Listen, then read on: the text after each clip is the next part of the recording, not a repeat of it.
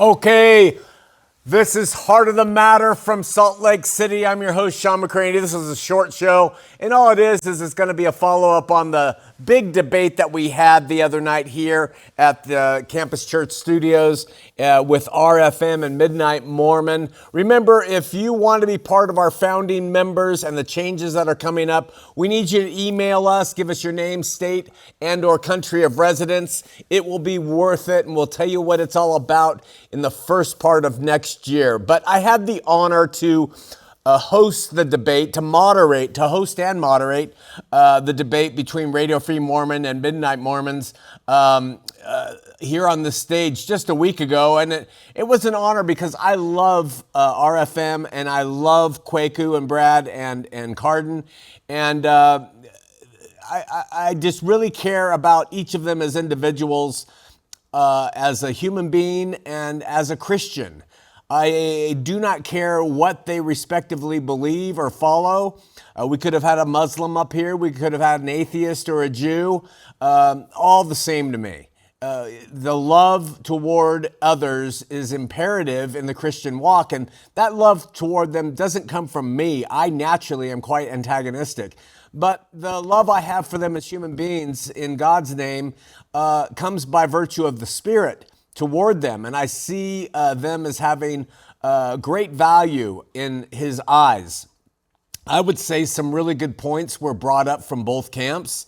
There was a couple low moments. Some of them contributed by me.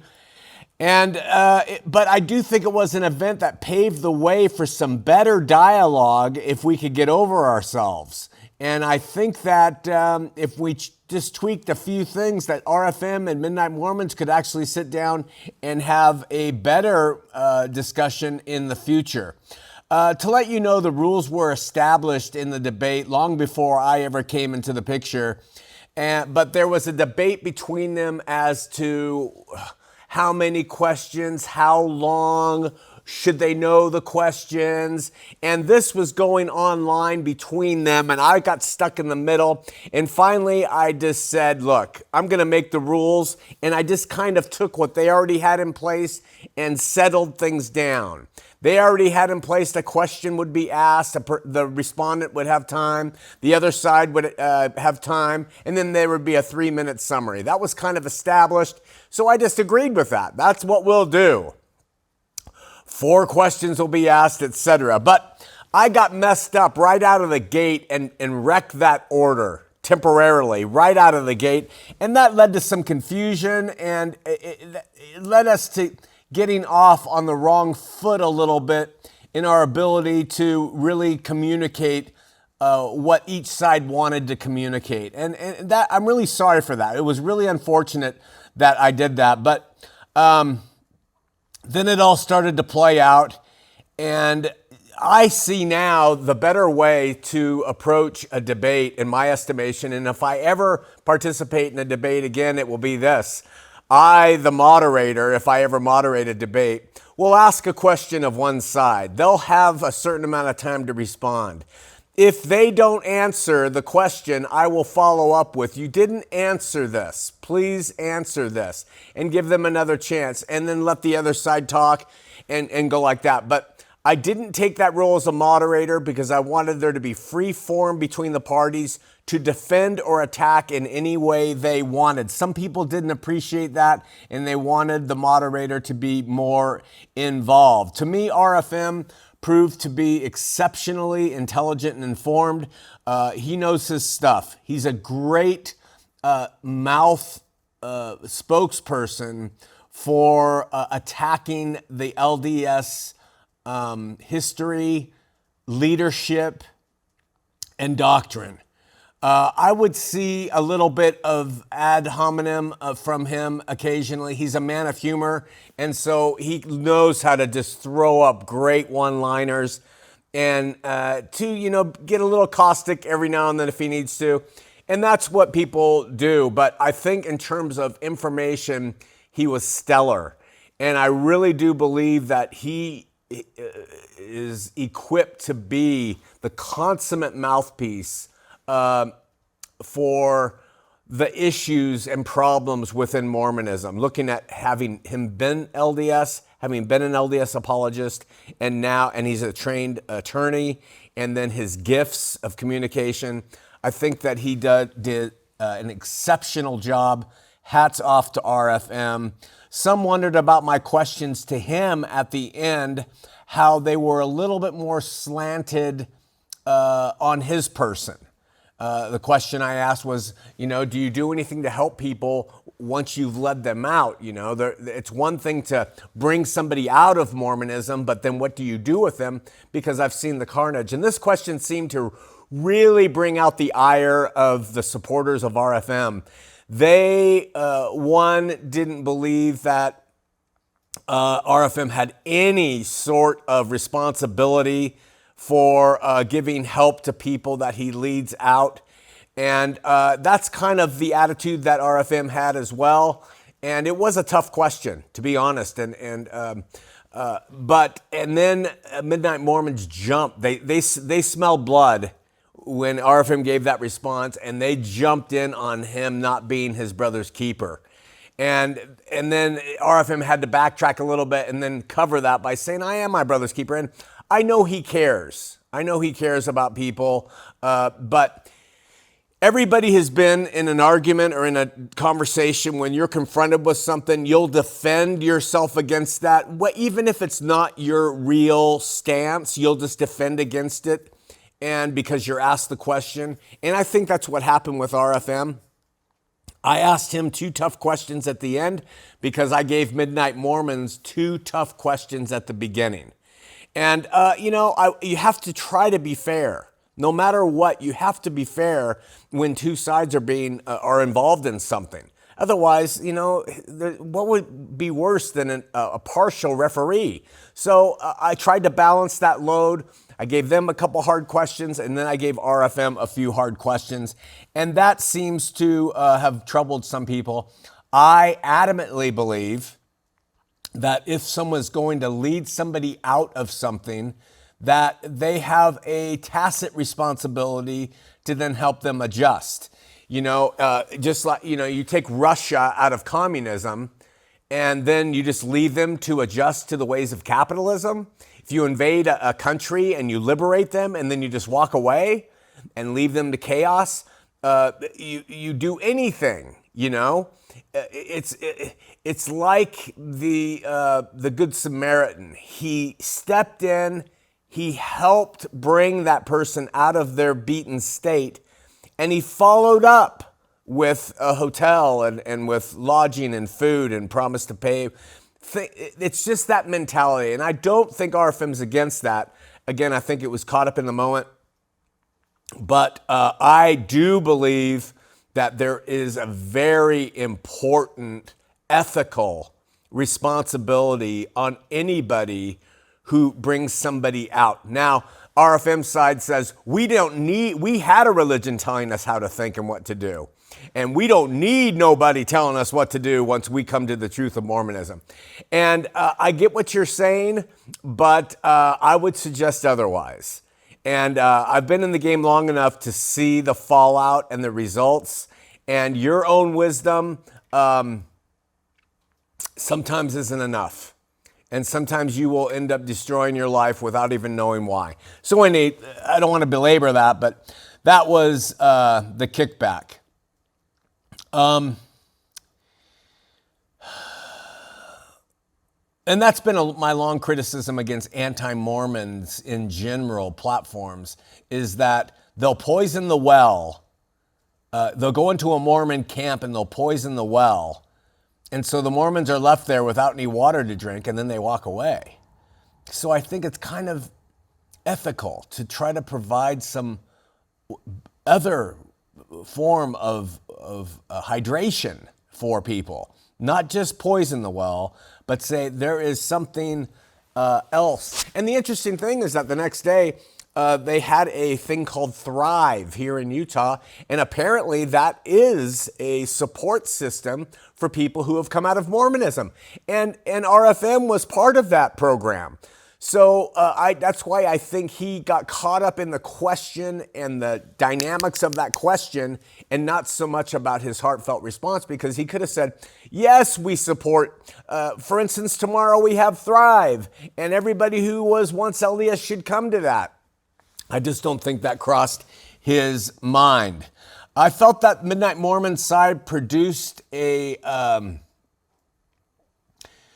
more heartfelt response, an emotional response to the event, which is typical for LDS people.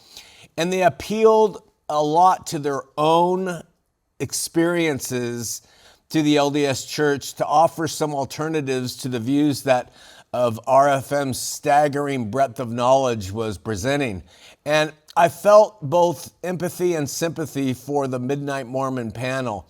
I believe that in the case of Brad and Cardin, the sentiments were true and real. I think that they really were digging deep. And I watched them from this close position, the looks on their faces, and there was like pain there of feeling misunderstood and people not understanding their view. And they're true believers, definitely. Brad, true believer. And so when someone's a true believer in something, you have to be kind and you have to allow them to sort through information, and you have to present things in such a way that doesn't mock their quote unquote what appears to be naivete. He's not naive. He's just thinking about his faith in a different way, from a different perspective that a lot of us haven't done. And I think that came to the table with Brad. I think that Cardin he's a great showman and he's funny and he has an ability. He seemed to have more of ability of a give and take a little bit more than the other two. And I think that was important.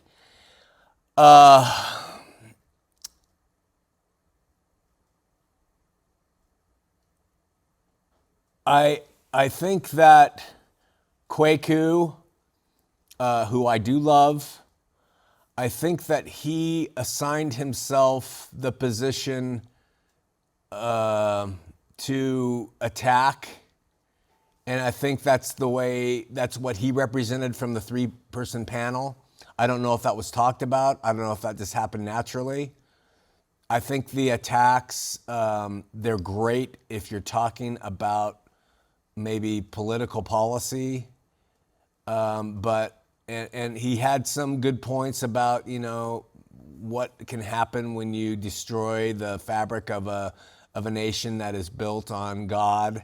I know what he was saying there, but I do believe that Kwaku will do better if he either tones down that type of approach in a religious discussion, or if he can't do that, then he should go into politics. He should be a politician and use those fears to change laws that when he sees America disintegrating before his very eyes because of these things. So that's the way I saw Kwaku. I think he meant to be acerbic, and he meant to shock. But I don't know that was the best way to engage in this situation. That's just from my perspective. I really believe that these young men mean well. They're trying to do something. And I know, in my opinion, I think North Temple is using them and is allowing them to get out there and do that grunt work, which doesn't really hold true. In the end, the brethren make the rules. And in the end, the brethren are the ones who hold the bishop's courts and not those three guys who are on this stage. And so they will allow that to happen. They'll allow their members to do, especially in this day and age, get engaged and say all sorts of things. And I think it sometimes muddies the water. I think that if the Mormon Church really cared, that they would sit down with RFM, and that we would have, maybe not Russell Nelson because he's older, but you have Dallin Oaks, he's older too, but you have somebody who represents the church, and you actually have them talk to someone like RFM, but they won't do that. They allow the underlings and the people without power to do it and to amass what looks like power, but it's really not. And I think that one of the highlight points that came out, which I cannot help but agree with, that RFM said was that Mormonism, their apologists present one form of the faith. They create their own form of the faith. But in reality, the form of the faith is in the leadership, in its histories, and it's in what it does and says. And I think that that was really good, that there's a big difference between Mormon apologists and the Mormon church doctrine. So I thought that was an exceptional point.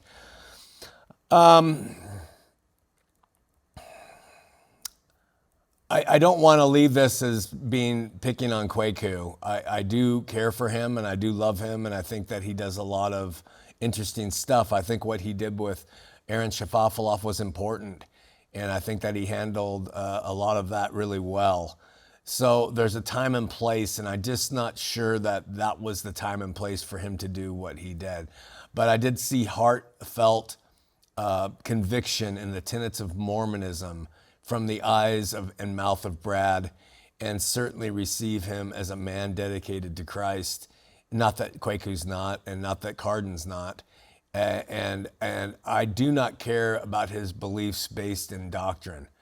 I would side with a man like Brad, as convicted as he is of Mormonism, as a brother in Christ, much quicker than I would side with a hardcore 5-point Calvinist. I mean, who believes God is just this despotic God who just destroys billions because he doesn't care to save them.